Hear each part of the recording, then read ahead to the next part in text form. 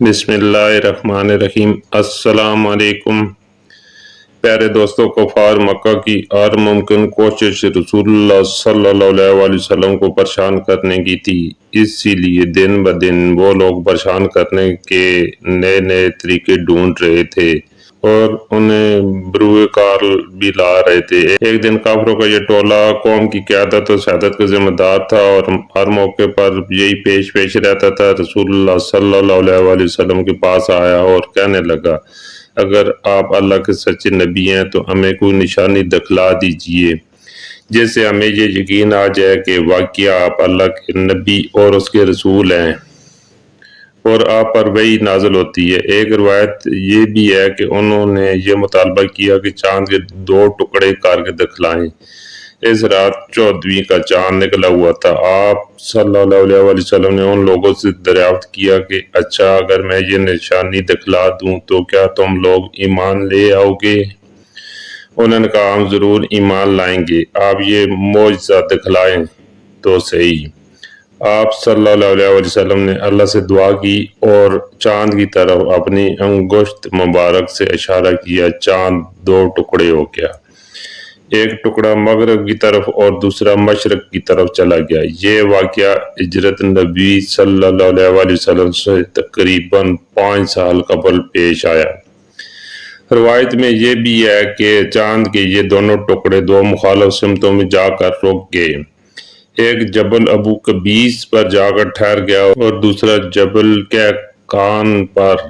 لوگ حیرت زدہ رہ گئے۔ رسول اللہ صلی اللہ علیہ وسلم اس وقت یہ ارشاد فرما رہے تھے، لوگو گواہ رہو، چاند کی یہ کیفیت عصر اور مغرب کے درمیانی وقت کے برابر وقت تک برقرار رہی۔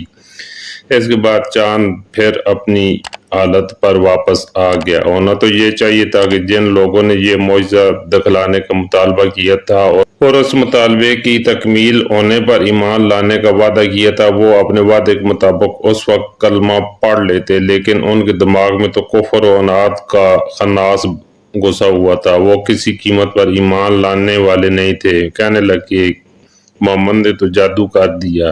پھر خود ہی یہ بھی کہنے لگے کہ جادو ہم پر تو ہو سکتا ہے، لیکن جو دور دراز کے علاقوں میں رہتے ہیں ان پر تو نہیں ہو سکتا۔ یہ بڑا واقعہ ہر جگہ کے لوگوں نے اس کا مشاہدہ کیا ہوگا، باہر سے آنے والوں کا انتظار کر لیتے ہیں۔ اگر وہ بھی اس واقعے کی شہادت دیتے ہیں تو ہم اسے تسلیم کر لیں گے، ورنہ اس کے جادو ہونے میں کوئی شبہ نہیں۔ چند روز کے بعد باہر سے آنے والوں کا سلسلہ بھی شروع ہو گیا۔ چنانچہ جس شخص سے بھی یہ پوچھا گیا کہ اس نے فلاں دن چاند کو 2 ٹکڑے میں تبدیل ہوتے ہوئے دیکھا اور پھر یکجا ہوتے ہوئے دیکھا ہے، اس نے یہی کہا کہ ہاں، میں نے دیکھا ہے۔ اسے معلوم ہو گیا کہ یہ معجزہ دور دور تک دیکھا گیا تھا۔ ان شہادتوں کے باوجود وہ لوگ ایمان نہیں لائے اور انہیں ایمان لانا بھی نہیں تھا۔ ایمان ان کی قسمت میں تھا ہی نہیں۔ اس تاریخی معجزے کے بارے میں قرآن کریم کا یہ ارشاد ہمارے لیے سب سے بڑی حجت ہے۔ قیامت قریب آ پہنچی اور چاند شق ہو گیا۔ سورہ قمر۔ علامہ ابن کثیر نے اس آیت کے حوالے سے اس بات پر امت کا ذکر کیا ہے کہ یہ آیت نبی کریم صلی اللہ علیہ وسلم کے معجزہ شق القمر کے سلسلے میں نازل ہوئی۔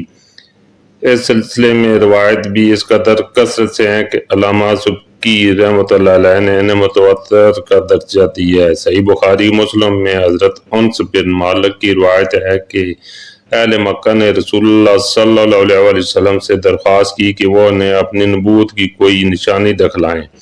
آپ نے چاند کو 2 ٹکڑے کر کے دکھلا دیا۔ اہل مکہ نے جبل ہرا کو چاند کے 2 ٹکڑوں کے درمیان دیکھا۔